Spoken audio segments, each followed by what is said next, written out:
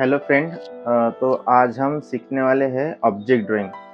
और जो still life होता है, स्टिल लाइफ में भी जो कंपोजिशन होता है, मतलब क्या कि स्टिल लाइफ और ऑब्जेक्ट ड्राइंग में ऐसा फ़र्क है कि स्टिल लाइफ है ना, एक पूरा कंपोजिशन होता है, मतलब जिसमें कपड़ा आएगा, कुछ नेचर के ऑब्जेक्ट आएंगे, जैसे एप्पल हो सकता है, टोमेटो हो सकता है, ऐसे 4-5 वस्तुएं का एक कंपोजिशन होता है, उसे हम स्टिल लाइफ बोलते हैं। और ये है ऑब्जेक्ट ड्राइंग, मतलब इसमें 1-2 वस्तु आ सकती है। ठीक है, तो आज हम सीखने वाले हैं ऑब्जेक्ट ड्राइंग। तो इसका आपको ड्राइंग कैसे करना है और उसको कलरिंग कैसे करना है, ये सब हम आज के वीडियो में सीखने वाले हैं। तो जब भी हम पहले कोई ड्राइंग करते हैं तो उसको पहले समझना बहुत ज़रूरी है। जैसे अभी मेरे पास अभी ये मग है, तो इसका हम ड्राइंग और पेंटिंग करने वाले हैं। ठीक है, तो इसको समझना ज़रूरी है। मतलब क्या कि अभी आपके सामने ना एक कंपोजिशन रखा जाएगा, ये आपके सामने ऐसे रखेंगे, इस एंगल से या अलग अलग एंगल से हो सकता है। तो पहले अभी हम इसका अगर ड्राइंग कर रहे हैं तो पहले इसको हमें अच्छे तरीके से इसको स्टडी करना बहुत ज़रूरी है। मतलब क्या, अभी देखेंगे, आप इसे ऑब्जर्व करेंगे तो इसका जो ये वाला पार्ट है, ये थोड़ा सा बड़ा साइज है। अगर आप नीचे का पार्ट देखेंगे तो ये छोटा है। अगर आप अभी ये वाला पार्ट, ये राउंड से बाहर आया है थोड़ा सा। ठीक है, अपोजिट साइड इसका हैंडल है। तो ये सारी चीज़ें अगर हम इसको ऐसे रखते हैं सामने, अगर आप रखेंगे तो आपको ये ऐसे दिखेगा। तो क्या होगा, इसके अपोजिट साइड में ही इसका हैंडल है, मतलब ऐसा नहीं है। ठीक है, तो ये जब भी आप ड्रॉ करेंगे ना, तो इसका एक लेवल आएगा, मतलब ये एक ही लाइन में आएगा। अगर आप इसको ऐसे ड्रॉ करते हैं, समझ लो ऐसे ड्रॉ करेंगे, तो ये इस साइड से आएगा। ठीक है, अपोजिट साइड आएगा ये, मतलब और एक ही लाइन में आएगा। ठीक है, तो इसको, मेरे कहने का मतलब इसको पहले अच्छे से समझ लो, इसके ड्राइंग का मतलब कौन सा पार्ट बड़ा है, हाइट कितना है, हाइट के हिसाब से इतना, इसका सेंटर का विड्थ कितना है, नीचे का विड्थ कितना है, टॉप का ये जो आकार है ये कितना है, यहाँ पे थोड़ा फोल्ड है।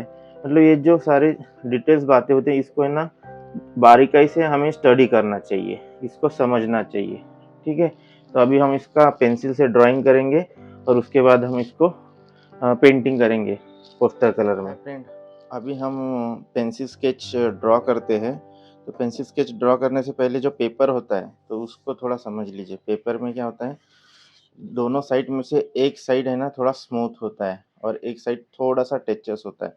तो आप ऐसे हाथ में पकड़ के अगर उसको महसूस करेंगे ना, तो आपको वो साइज़ पता चलेगा कि कौन सी साइड में है ना ऐसा स्मूथ है। तो मेरा जो अभी ये वाला जो ऊपर का साइड है, ये थोड़ा टेक्सचर्स है, और जो बैक साइड है वो थोड़ा स्मूथ है। तो आपको ड्राइंग पेपर को ऐसा समझना है। तो जो स्मूथ साइड होता है ना, उस पर कलर का पकड़ नहीं आएगा, मतलब कलर स्लिप हो सकते हैं। तो क्या करना है, जो थोड़ा टेक्सचर वाला साइज है पेपर का, वो साइड में ही ड्राइंग करना है। ठीक है, ताकि हमारा कलरिंग पार्ट अच्छा है। तो अभी हम जब भी ड्रॉ करते हैं, तो जो ड्राइंग कर रहे हैं उसको समझना है कि उसका शेप कौन सा है। मतलब जैसे अभी मैं एप्पल अगर ड्रॉ करता हूँ, तो एप्पल का शेप सर्कल में आएगा, सॉरी, और ये स्क्वायर में बैठेगा। ठीक है, एप्पल का ड्राइंग। तो अभी जो मग है, तो वो मग कौन से आकार में आएगा, आप बताइए, कौन से आकार में आएगा मग? Right angle.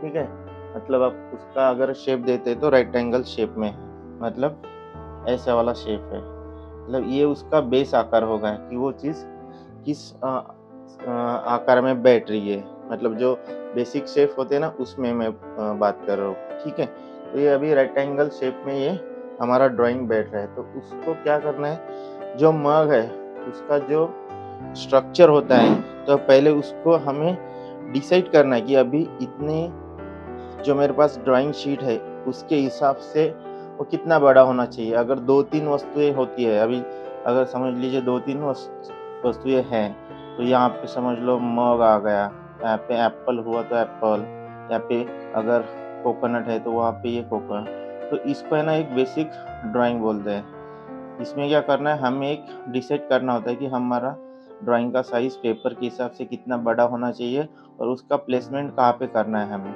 ठीक है।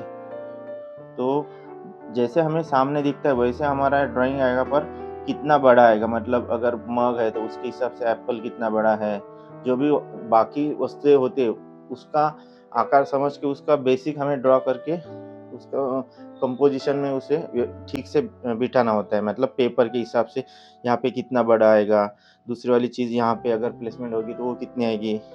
तो इसको थोड़ा समझ के ड्रॉ करना होता है, ठीक है।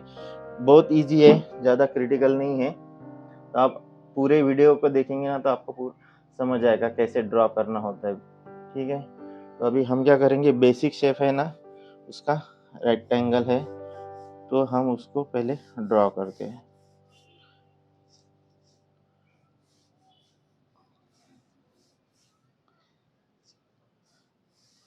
ठीक है, ये हो गया हमारा बेस, उसका स्ट्रक्चर।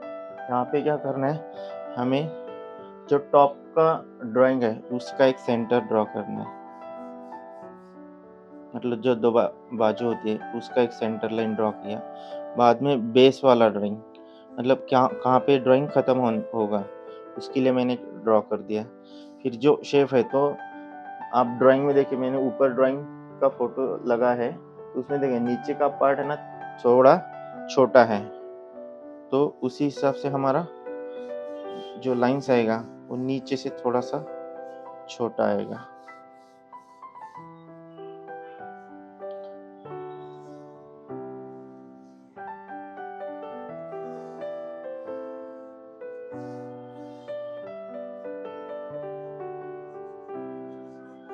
और ऊपर का जो शेप है वो ओवल में है।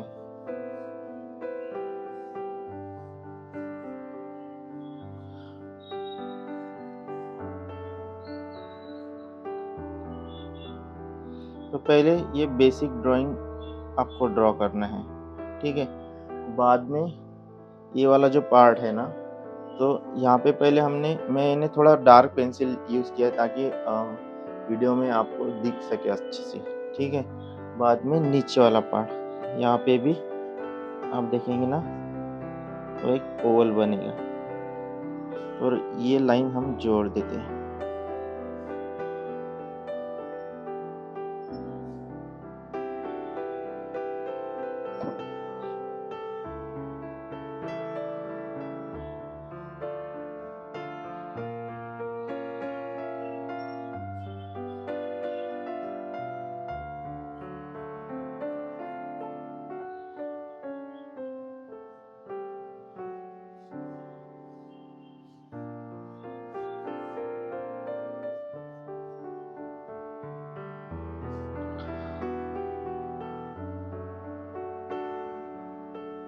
ये देखिए, ये ऊपर का हिस्सा हो गया, नीचे का हिस्सा और तो हमें थोड़ा सा राउंड करना है। बाद में क्या करना है कि अभी देखिए अपोजिट साइड में हैंडल है, तो पहले हमें ये बेसिक ड्रॉ करना है। उसके बाद जो बाहर एक्स्ट्रा का जो पार्ट होता है, जैसे अभी ये वाला पार्ट बाहर आएगा, सामने से थोड़ा सा और बाहर आएगा, तो यहाँ पे हम उसको देखिए, ये बेस वाला ड्राइंग जो बना उसी को हम यहाँ पे ये वाला पार्ट ड्रॉ कर रहे हैं।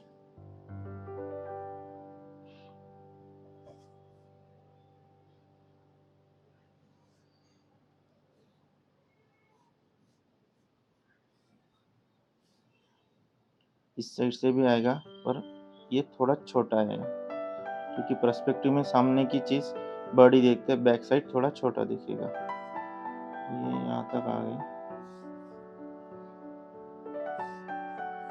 तो यहाँ से अभी ये लाइन के अपोजिट में है, मैंने आपको वीडियो में पहले बताया था। तो ये अपोजिट साइड में ये वाला पार्ट बाहर आ रहा है, हैंडल, ठीक है। तो वो कितना बड़ा है, उसका पर्सपेक्टिव में ड्राइंग कैसे करना है वो आपको, आप किस एंगल से बैठे उस एंगल से आपको दिखेगा, वैसे वैसे आपको ड्रॉ करना है, ठीक है।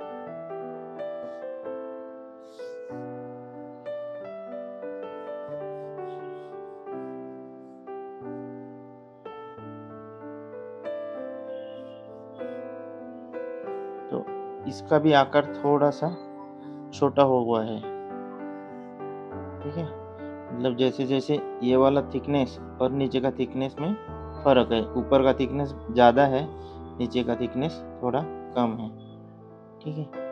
तो ये इसका हैंडल का ड्राइंग हो गया।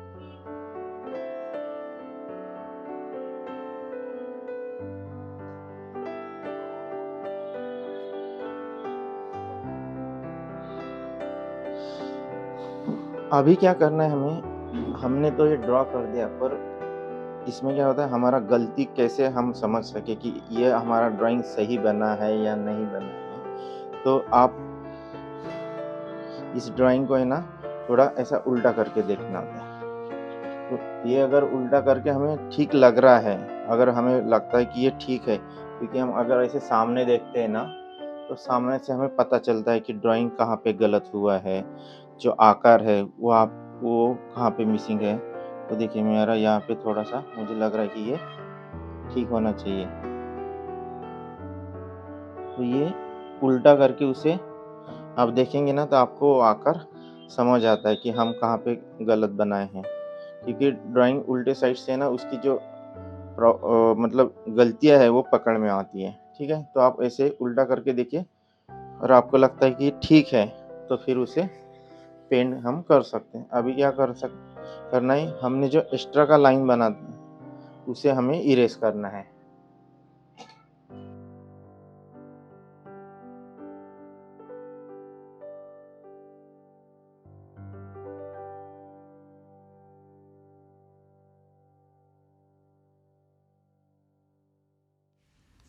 हमारा ड्राइंग पार्ट कंप्लीट हो चुका है।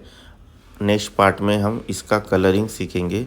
वीडियो देखने के लिए मेरे चैनल को सब्सक्राइब कर दीजिए, लाइक कर दीजिए, शेयर कर दीजिए। Thank you for watching.